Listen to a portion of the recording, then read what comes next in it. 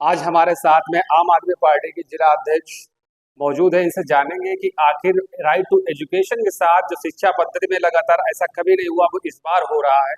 तमाम इन चीजों पर चर्चा करने के लिए आज हमारे साथ में सबसे पहले आपका संदेश भाग में बहुत बहुत स्वागत है। धन्यवाद आपके दर्शकों को। कल आप लोगों के द्वारा जो लखनऊ में धरना प्रदर्शन किया गया था, आखिर उसका मेन मोटिव क्या था? आप लोगों को आगे के गाइडलाइंस क्या दिए गए हैं, क्या संकेत है आगे? देखिए, जो कल हम लोगों ने धरना प्रदर्शन किया था लखनऊ स्वास्थ्य भवन चौराहे पे, तो वो जो सरकारी स्कूल 27,000 बंद हो रहे हैं उसको लेकर हम एक जनता की आवाज़ को लेकर सड़कों पर उतरे थे। और ये बच्चों का भविष्य है, हमें ताला नहीं तालीम चाहिए। आगे की क्या नीति है आप लोगों को? आप यहाँ पर अभी प्रेस कॉन्फ्रेंस हुई, आगे की क्या नीति है, उस पर क्या क्या क्या बताया गया?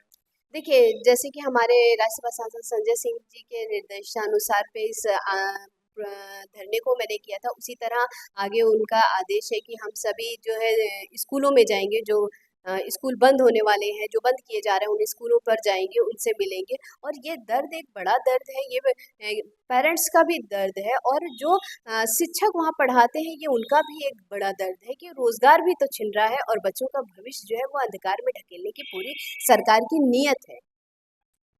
लखनऊ के नामी चर्चित स्कूलों पर एनओसी जारी हुई, मान्यता रद्द करने की बात कही कि शिक्षा निदेशालय को इसके लिए नोटिस भी दे दिया गया है। और इसके आधार पर क्या लगता है कि वाकई में एनओसी के माध्यम से उनकी मान्यता रद्द होगी, या किसी पॉलिटिकल पार्टी उसको बैकग्राउंड से सपोर्ट कर रही है? देखिए, आप जिस तरह से आप देखेंगे इसको कि भाई आम आदमी पार्टी जो है ये मुद्दों को उठाती रहती है, जनता के दर्द को बयान करती रहती है, ये जनता की एक आवाज़ है। और ये जो प्राइवेट स्कूल हैं, जैसे लखनऊ के सीएमएस हैं, जयपुरिया हैं, इस तरह के जो स्कूल चल रहे हैं जिनकी मनमानी फीसें हैं और उनको नोटिस दिया जा रहा है, अगर उस पर हम पूरी ताकत लगाएंगे, हम पूरी दमदारी से उसकी आवाज़ को उठाएंगे। आज तक 1991 में भारतीय जनता पार्टी जब शासन में थी, उस समय आपके जो शिक्षा मंत्री थे राजनाथ सिंह थे। आज वर्तमान में रक्षा मंत्री हैं, और उन्हीं की राजधानी में ऐसा हो रहा है। इस पर कुछ करेंगे? शिक्षा पर एक बड़ा सवाल। देखिए, शिक्षा बिल्कुल आपको मैं एक चीज़ कहूँगी, जैसे डॉक्टर भीमराव अम्बेडकर जी ने कहा था, शिक्षा शेरनी का वो दूध है जो पिएगा वो दहाड़ेगा। तो ये जो हमारी बीजेपी सरकार है, जो अभी मौजूदा सरकार है, वो ये नहीं चाहती है कि ये जो अवाम है, ये जो जनता है, ये जो आने वाला कल है, जो हमारे बच्चे हैं, जो भविष्य है हमारा, वो कल को इनसे सवाल पूछे। ये उनको उसी मंदिर मस्जिद और धर्म हिंदू मुसलमान में ही उलझाना चाहते हैं। तो इनको ये समझ में आया कि इनसे शिक्षा ही छीन ली जाए, जो कि इनको देना चाहिए। सरकारें हम क्यों चुनते हैं? सरकारें हम इसलिए चुनते हैं कि हमें बिजली, पानी, स्कूल, अस्पताल मिले। लेकिन ये हम हमारे बच्चों से उनका भविष्य छीन रहे हैं, उनसे उनकी शिक्षा छीन रहे हैं। मिड डे मील के आधार पर जितने भी रसोइयाँ हैं, उनके सामने बहुत बड़ा आर्थिक संकट बन गया है कि इस परिस्थिति में जो मर्ज स्कूल किए जा रहे हैं, उनके सामने एक बहुत बड़ी चुनौती आएगी, क्योंकि वो गरीब तबके से बिलोंग करते हैं। देखिए, ये दर्द किसी एक उसका नहीं है। देखिए, एक स्कूल चलता है, जो मिड डे मील चलती है, लोग अपने बच्चों को भेजते हैं वहाँ खाने के लिए। आपने मिड डे मील की कहानियाँ सुनी होगी, कभी उसमें छिपकली पड़ी होती है, कभी कहीं-कहीं नमक भात खिलाया जाता है। 10 तरह की चीज़ें मैं मतलब उस पे नहीं जाना चाहूँगी इस समय, क्योंकि आप सारी चीज़ें बहुत पुरानी हो गई हैं। जो बात अभी है कि जो बंद कर रहे हैं, आप ये सोचिए, जो वहाँ पे रसोइयाँ होती हैं, उनका रोज़गार है वो वहाँ खाना बनाती हैं, तो उनका घर कैसे चलेगा? क्या सरकार ने इस पर कभी सोचा? राइट टू एजुकेशन में कहा गया है कि जितने भी बच्चे हैं उनको 1 किलोमीटर से अधिक दूरी पर ना भेजा जाए। अब चूंकि मर्ज किया जा रहा है, तो दूरी 3-4 किलोमीटर बढ़ गई। ऐसे में जो बच्चियां हैं वो कैसे जाएंगी? आज के माहौल में किस तरीके से क्राइम हो रहा है, उसको आप किस नजरिए से देखती हैं महिलाओं को? एक महिला होने के साथ-साथ एक माँ भी हूँ। मैं इस दर्द को बखूबी समझती हूँ कि अपने बच्चे को स्कूल भेजने के लिए, जब तक बच्चा स्कूल से वापस नहीं आ जाता, एक गार्जियन, एक माँ के तौर पे मैं आपको बता दूँ कि हर समय ये रहता है कि कहाँ पे होगा। कोचिंग जाता है तो बच्चों को टेंशन होती है कि बच्चे इस कोचिंग पहुँचे या नहीं पहुँचे, घर आए तो फ़ोन करो, घर आए कि नहीं आए। तो ये मेरा ही दर्द नहीं है, ये आधी आबादी का दर्द है कि जिस तरह से आप देखिए कि बच्चियों, छोटी-छोटी बच्चियों के साथ जिस तरह की घटनाएँ हो रही हैं, आप कहीं नहीं जाइए, आप मतलब राजधानी में ही देख लीजिए, आए दिन कोई ना कोई घटना सामने आती ही रहती है। और जहाँ तक स्कूलों की बात करें हम आपसे, आपने देखा होगा कि अकबर नगर जब तोड़ा गया और इसको बसंत कुंज में बसाया गया, तो उसमें क्या स्कूल का मतलब एक बड़ी आबादी बसाई गई, 1500 घर तोड़े गए थे। उसमें 1500 घर में आप ये सोच के चलिए कि क्या वहाँ उन बच्चों को स्कूल दिया गया? वो बच्चे अच्छे स्कूल में पढ़ते थे, वहाँ पे बहुत ज़्यादा मतलब गरीब तबके के लोग ही रहते थे, उनकी रोजी रोटी थी, वो बड़े बड़े घरों में काम करते थे। और कुछ ऐसे लोग थे जो ठीक ठाक परिवार से थे, अपनी रोजी रोटी वहाँ चलाते थे। ना उनको वहाँ रोजी रोटी दी गई है बसंत कुंज में बसाने के बाद, ना उनको स्कूल दिया गया है, ना उनको अस्पताल दिया गया है। ये राजधानी का हाल बता रही हूँ मैं। क्या कोई उनका सुध लेने वाला है? ये कहते हैं ना डिजिटल इंडिया है और डबल इंजन सरकार है, कहाँ है? क्या सड़कों मतलब जमीन पर तो दिखाई नहीं दे रही है ये। क्या लगता है आपको, ये मर्ज के नाम पर अब प्राइवेट स्कूलों की तरफ मजबूरी में जो पेरेंट्स होंगे वो प्राइवेट स्कूलों में अपने बच्चों का एडमिशन कराएंगे, क्योंकि सरकारी स्कूल की दूरी अधिक।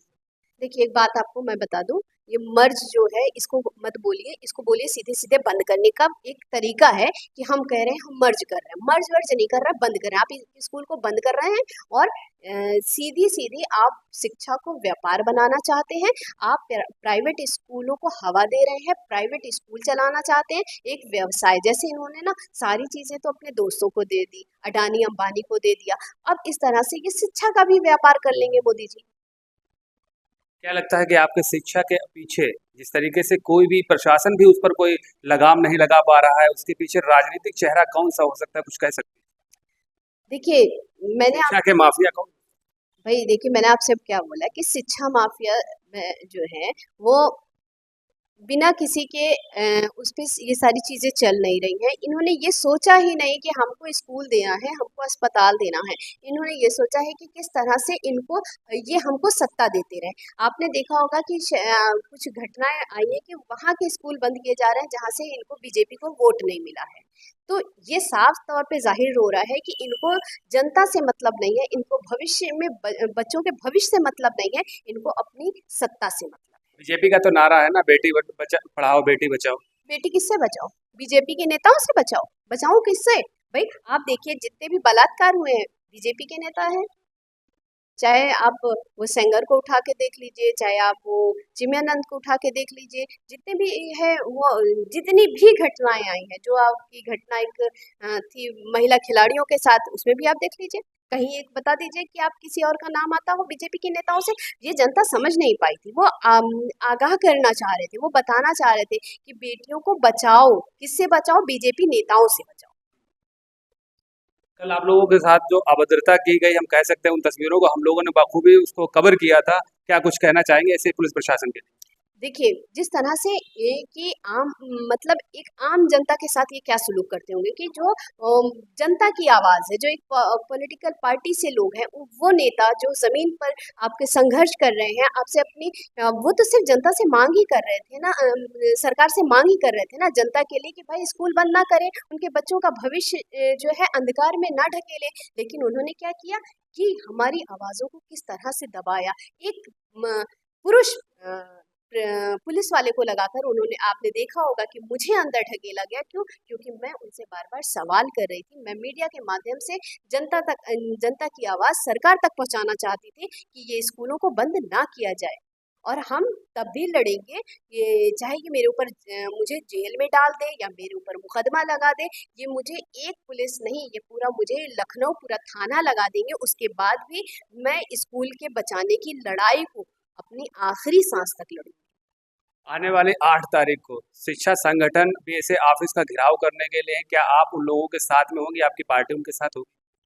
देखिए ये तो बड़े जो हमारे बड़े नेता लोग हैं, नेतागण, वो अगर हमें आदेश देंगे तो हम बिल्कुल जाएंगे। और हम तो शिक्षा के साथ हैं, हम उन लोगों के साथ हैं, उन शिक्षकों के साथ हैं, उन अभिभावकों के साथ हैं, उन बच्चों के साथ हैं। वहाँ पे शिक्षक अभिभावक ही होंगे। हाँ, जो अगर शिक्षक है वो किसी के ना किसी रूप में अभिभावक भी हैं। बिल्कुल सही बात है कि जो शिक्षक है उनके खुद के भी बच्चे हैं, उनका अपना भी भविष्य और अपने बच्चे का भी भविष्य, दोनों भविष्य है। लेकिन अगर हमें आदेश होगा, वो होगा, तो मैं बिल्कुल जाऊँगी और पूरा सपोर्ट करूँगी उनको। तो जैसा कि आपने देखा कि इरम जी का सीधा कहना है कि आने वाले वक्त में जो पार्टी की गाइडलाइंस होगी, जो दिशा निर्देश होंगे, उसके आधार पर लगातार उन शिक्षकों का समर्थन किया जाएगा। जो राइट टू एजुकेशन का उल्लंघन करेगा, उसके आधार पर हम पार्टी के आधार कहने पर लगातार उन सभी शिक्षकों से कंधे से कंधा मिलाकर चलते रहेंगे।